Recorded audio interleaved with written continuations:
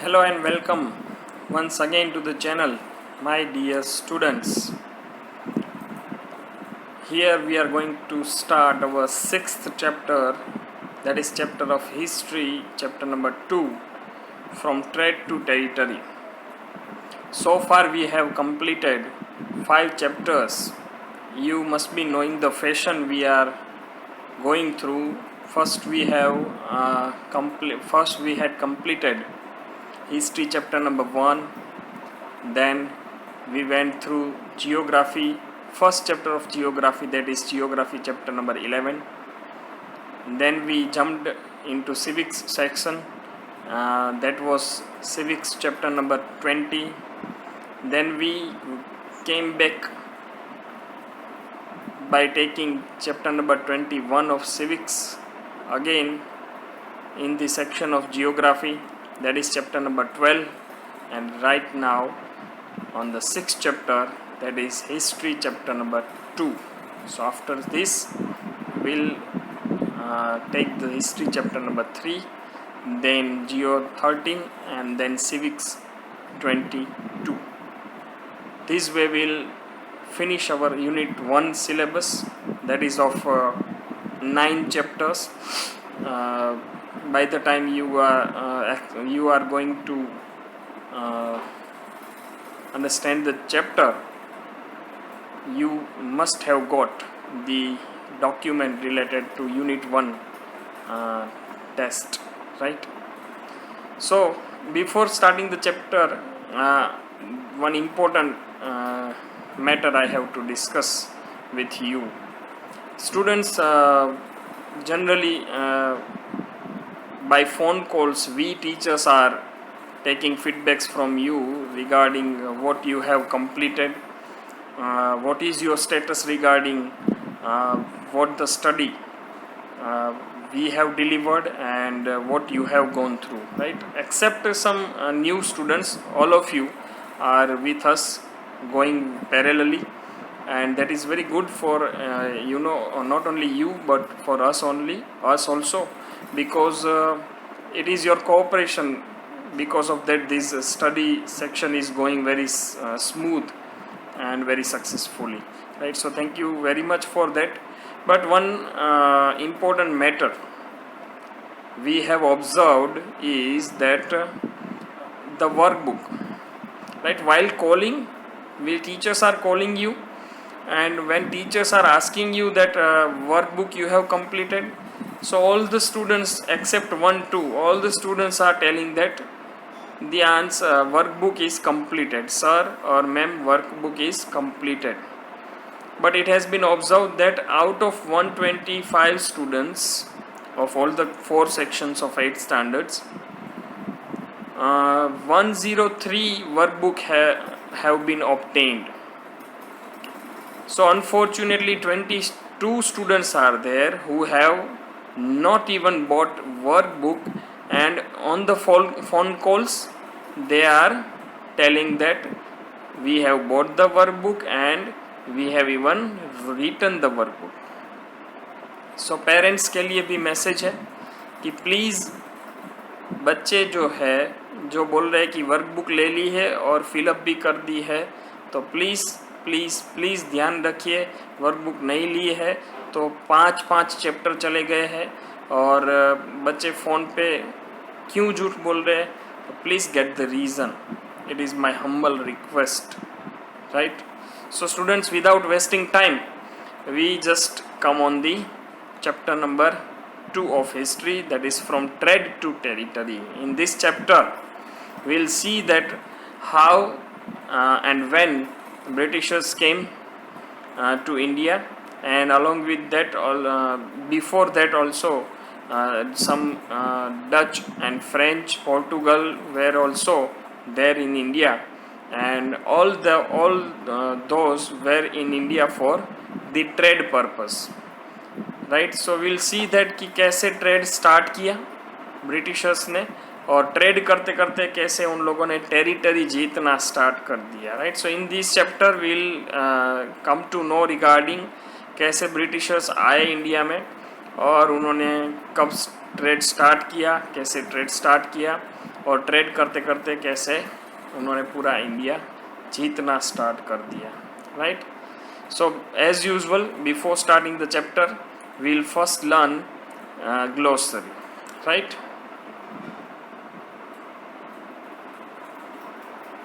Okay, so the very first word is unravel. So unravel का meaning क्या होता है? Investigate and solve or explain something complicated. कुछ ऐसी उलझी हुई बात है, कुछ इजी नहीं है, टफ है, कॉम्प्लिकेट है, उसको सोल्व करना या समझाना या उसके बारे में तहकीकात करना, इन्वेस्टिगेट करना, right, that is अनरेवल. Second is consolidate. Consolidate is very common word, you might have heard many a times. So the meaning of consolidate is make physically strong और मोर सॉलिड. किसी भी चीज़ को कंसोलिडेट करना माने जोड़ना, strong बनाना और सख्त बनाना, right, that is called consolidate, right? Shout. Shout का मतलब होता है attempt to find something. किसी चीज़ को ढूंढने के लिए प्रयत्न करना, attempt करना, that is called shout. The fourth word is rivalry. It is also common word. Rivalry का मतलब होता है प्रतिस्पर्धी. Competition for the same goal, for getting ahead in something. किसी चीज़ में आगे जाने के लिए या फिर किसी एक ही गोल के लिए कंपटीशन करना, that is called rivalry, right. So काफ़ी जैसे क्रिकेट में इंडिया पाकिस्तान की राइवलरी होती है, जैसे बिजनेस में इंडिया चाइना की राइवलरी होती है, that is called rivalry. Monopoly. This is the word that is formed from two words, mono and poly, right? Mono it means one and poly it means more than one, many. So exclusive control over trade. Monopoly is very common word, you might have heard that. That is something like this. In Morbi Jain Khaman Center, they have monopoly for making the delicious and unique khamans, right? तो that is called monopoly. किसी इजारा होना कि उनकी तरह कोई बना नहीं सकता है, that is called monopoly, right. We can say that in the petroleum the Saudi Arabian countries are having monopoly, right, because petroleum is found under the land of those countries. Next is eliminate. Eliminate करना, very common word. Completely remove और get rid of something. किसी चीज़ से छुटकारा पाना या उसको remove कर देना. Clear. Next is fortified. Fortified का मतलब होता है strengthen a place with defensive work so as to protect it against attack. Attack से प्रोटेक्ट करने के लिए किसी चीज़ को डिफेंसिव वर्क से प्रोटेक्ट करना, स्ट्रेंथन करना, उसकी सुरक्षा को और बढ़ाना, दैट इज़ फोर्टिफाइड. ये वर्ड है फोर्ट वर्ड से बना हुआ है. फोर्ट का मतलब होता है किला, बड़ी बड़ी लंबी लंबी दीवारें.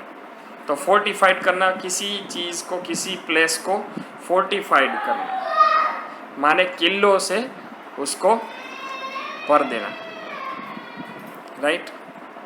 Next is clash.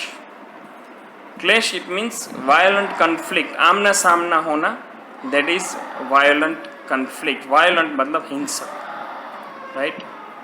Next is ousted. So ousted का मतलब होता है driven out from a position और प्लेस. किसी पोजीशन या प्लेस से बाहर निकाल देना, that is called ousted. Next is siege. That is a military operation in which enemy forces surround a town or building, cutting off essential supplies with the aim of compelling the surrender of those inside. Siege एक special word है जिसका मतलब होता है घेरा डालना, नाकाबंदी करना या घेरा डालना. तो मिलिट्री माने सेना, आर्मी, उसका ऑपरेशन होता है जिसमें जो सेना सीज करती है वो जिस एरिया को सीज करती है उस एरिया के अंदर बिल्डिंग है, टाउन है, कुछ भी जितना एरिया डिसाइड किया है उसको सीज कर देना और वहाँ से एसेंशियल चीज़ों का कट ऑफ कर देना। दूध, सब्जी, पानी, ये सारी चीज़ों का सप्लाई जो है वो बाहर से बंद कर देना। और क्यों कर देना? क्योंकि जो अंदर है घेरे में उसको सरेंडर करना है, जिन लोगों ने घेरा करना किया है वो उन लोगों को, राइट। ये पर्पस की वजह से सीज होता है, that is called siege. Conspire, make secret plans jointly to commit an unlawful or harmful act. Plan बनाना, प्लॉट बनाना, कावतरा बोलते हैं जिसको, कॉन्स्पिरसी, राइट। तो कॉन्स्पायर का मतलब होता है कि ऐसा प्लान बनाना किसी के साथ मिलकर जिससे कोई अनलॉफुल या हार्मफुल काम करे, that is called conspire. Conspire भी बोल सकते हैं। डिसिसिवली, राइट, डिसीजन वर्ड से ये बना है, decisively, that is we can even pronounce decisively, right, that is ability to make decisions quickly and effectively, बहुत ही जल्द और बहुत ही इफेक्टिव डिसीजन लेने की ability, that is called decisively. Exemption, मुक्ति जिसको हम बोलते हैं, फ्री फ्रॉम एन ऑब्लिगेशन, किसी ऋण या किसी बात को चुकाने में से मुक्ति, that is exemption. Clear? So for example, due to this corona situation the government has imposed some tax exemption, tax को लेकर कुछ मुक्ति मिली है, that is called exemption. Puppet, you know very well, a person who is controlled by someone else, according to this chapter, puppet, right, वरना वो पता है कठपुतली जो होता है, that is puppet, right. Next is monetary. Monetary it means related to money because the word money is there. Consolidate, जैसा कि हमने इस शुरुआत में ही देखा, मेक समथिंग फिजिकली स्ट्रॉन्ग और मोर सॉलिड।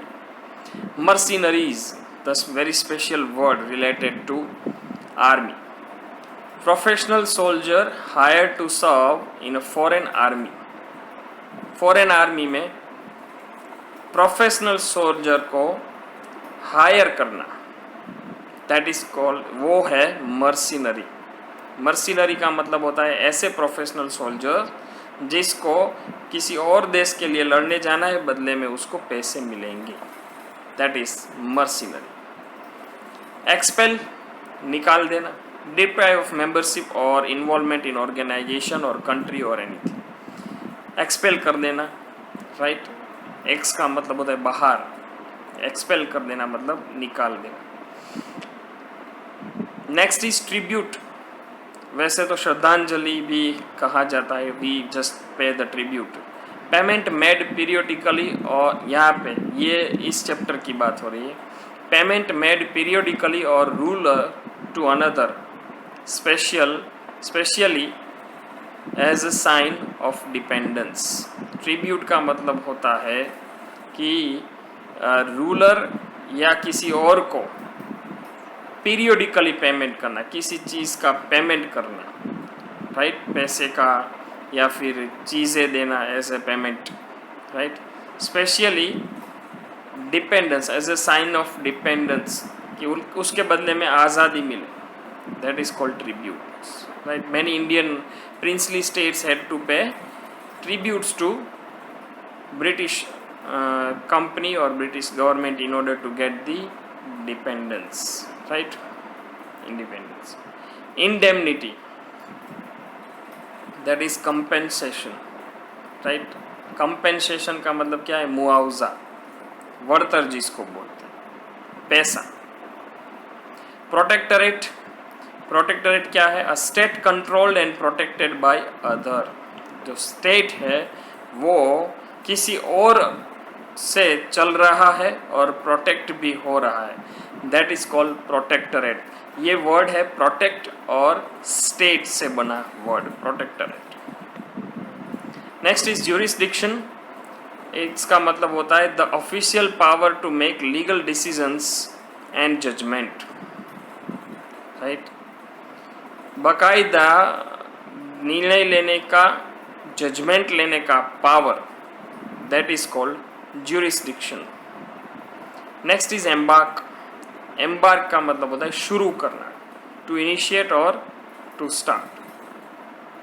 अलायंस, एक union or an association formed for mutual benefit, आपसी बेनिफिट के लिए, फायदे के लिए बना कोई संगठन, स्पेशली बिटवीन कंट्रीज और ऑर्गेनाइजेशन। कभी कभी देश के बीच में भी अलायंस होते हैं, राइट, और कभी कभी वो किसी ऑर्गेनाइजेशंस की अलायंस होती है।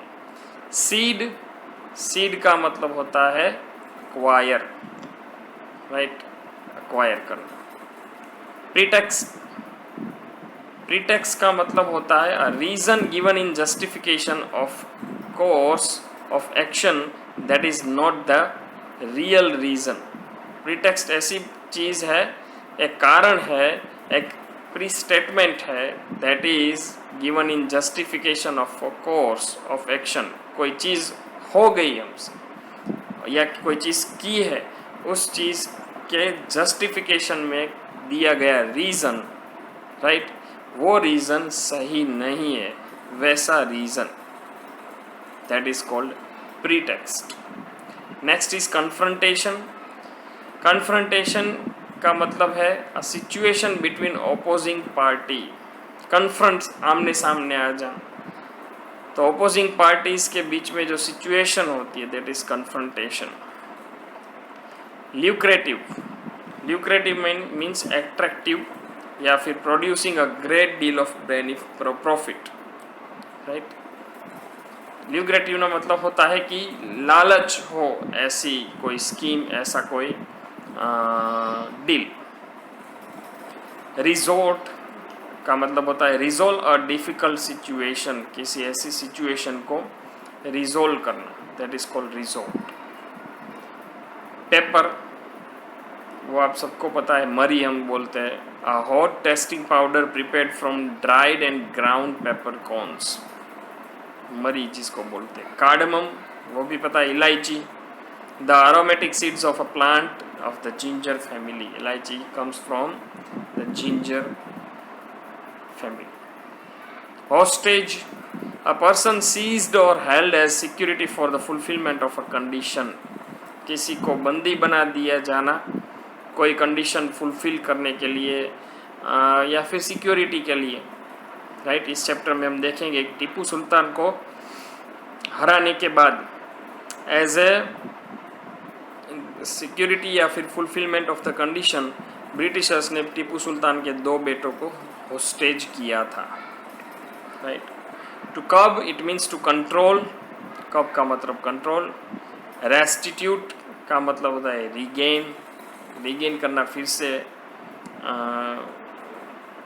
वापिस से वो प्राप्त करना, धारण करना। ट्रेटर, दगाखोर जिसको हम बोल सकते हैं, a person who betrays a friend, country, principle etcetera. Doab या Doab, a part of land between 2 rivers, 2 नदियाँ जा रही है, राइट, उसके बीच का हिस्सा उसको कहते हैं दोआब। इन्वेजन, आक्रमण के कहते हैं, an instance of attacking a country और region with an armed force. Subjugate का मतलब होता है डिफीट, हराना। इन्वेजन जैसे हमने देखा आक्रमण, सब्जुगेट हराना। रीजेंट क्या है? A person appointed to administer a country because the monarch is a minor or is absent or incapacitated. रीजन का मतलब होता है कि जो राजा बना हुआ है वो अगर माइनर है या फिर वो एब्सेंट है, माने वो हाजिर नहीं है, या फिर वो इनकैपेसिटेटेड है, माने रूल नहीं करने की क्षमता है, अभी उसमें क्षमता नहीं है उसकी, या फिर वो इतना माइनर है कि वो सब कुछ नहीं जानता है, तो उसके बदले में किसी पर्सन को अपॉइंट किया जाता है पूरे देश को एडमिनिस्टर करने में. That is called regent, right. तो दैट अंग्रेजों ने दुलीप सिंह जो थे उसके मदर को रेजेंट के तौर पे रखा था. पंजाब की बात. Next is doctrine. Doctrine it means belief और set of beliefs held and taught by political party. Political party ने जो ऐसे बिलीफ्स सिखाए हैं या फिर माने हैं, that is called doctrine. Church में भी होता है ये Christian doctrine, right. Next is evolve. Evolve का मतलब होता है धीरे धीरे, ग्रेजुअली डेवलप होना, that is evolve, right. Next is compile. Compile करना means produce something like a book by assembling information collected from other source. किसी दूसरे सोर्स में से इंफॉर्मेशन कलेक्ट करके कुछ एक नया बनाना, that is called compile. And the next is profess. Profess that claim openly but often falsely. कभी कभी प्रोफेसिंग बात ये होती है कि कभी कभी वो हर बार शायद ओपनली क्लेम तो किया जाता है, बट कभी कभी फॉल्स भी होता है, माने गलत भी होता है. तो that is called profess. Clear. So here with this we end up with the glossary part, right. So let us have the introduction of the chapter. This chapter number 2 from history is from trade to territory. व्यापार से कैसे राज करने लगे. Let us see the big idea, that is the major topics of this chapter. Rise of mercantilism and expansion of European trade. कैसे European trade का expand हुआ India में या फिर वर्ल्ड में, एंड मर्केंटिलिज्म कैसे राइज हुआ, माने व्यापार कैसे चालू हुआ, कब चालू हुआ. European trading companies in India. फिर इंडिया में कब यूरोपियन ट्रेडिंग कंपनीज आने लगी. ऐसा नहीं था कि हर सारी कंपनी साथ में आई. काफ़ी सालों के स्पान ऑफ टाइम में सभी कंपनियां आई. Next is English East India company is early years in India. जब ईस्ट इंडिया कंपनी इंडिया में आई तो शुरू के साल में क्या क्या हुआ था. Expansion of the British empire. British empire का एक्सपांसन होता जा रहा था, वो भी देखेंगे इसमें. एंड द लास्ट हम देखेंगे administrative structures under the British. British के अंडर में वहीवटी काम कैसे चल रहे थे, वो स्ट्रक्चर्स क्या क्या थे, right. So this is the main introduction of the chapter that we are going to discuss today. Clear. So at a glance, if we see that mercantilism and expansion of European trade, so first of all English East India Company की struggle चालू हुई power के लिए. तो उन्होंने लड़ाई अभी लड़ी जिसमें कर्नाटिक वॉर्स थी, first, second and third Carnatic Wars. उसके बाद बंगाल की लड़ाई थी, battle of Plassey, battle of Buxar, and establishment of dyarchy, right. दो तरह की सरकारें चलती थी, वो किया था ब्रिटिशर्स ने. Next is territorial expansion. अपनी ज़मीन, अपना हिस्सा, अपना पूरा स्कोप, उसको कैसे बढ़ाया जाए वो भी करती थी ब्रिटिशर्स, वो भी करते थे. उसमें subsidiary alliance, direct military conquest and doctrine of lapse. ये सारी चीज़ें हम इस चैप्टर में डिस्कस करने वाले, होपफुली 3 पार्ट में, but it can be possible that no part भी हो सके, right. So here with this we end up with our introduction from trade to territory. From the next video we will start the content of the chapter.